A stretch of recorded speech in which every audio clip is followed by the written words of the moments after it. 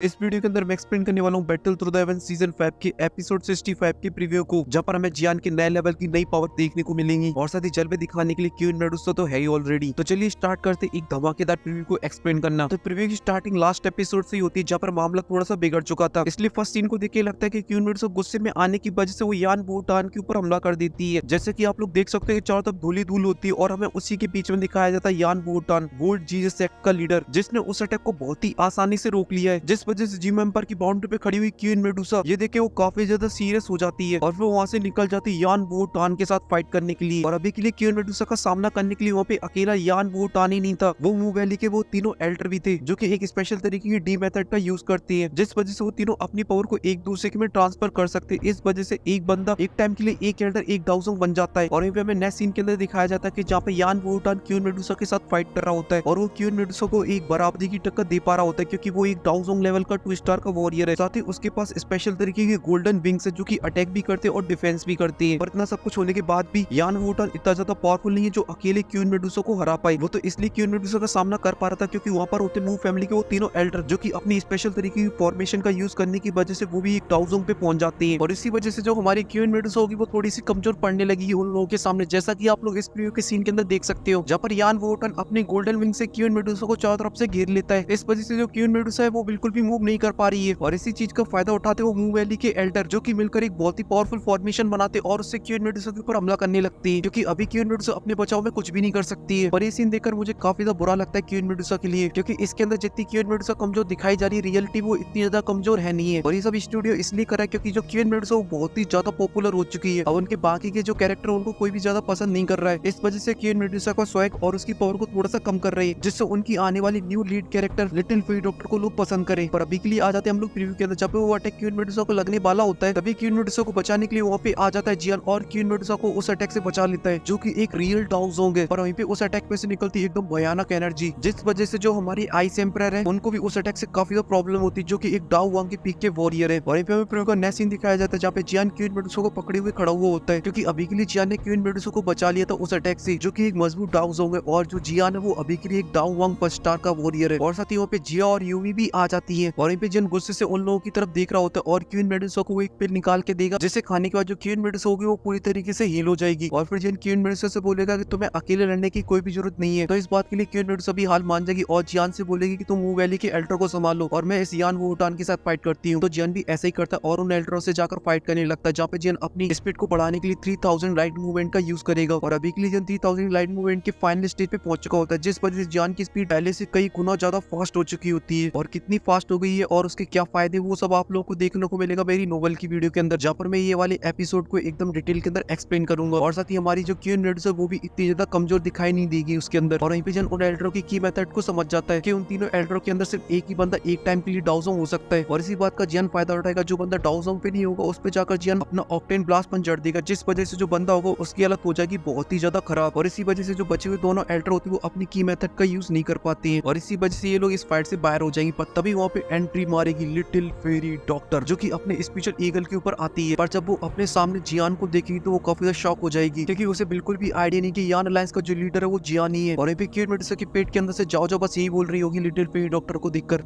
हमारी मम्मी को चाहिए फुल इज्जत।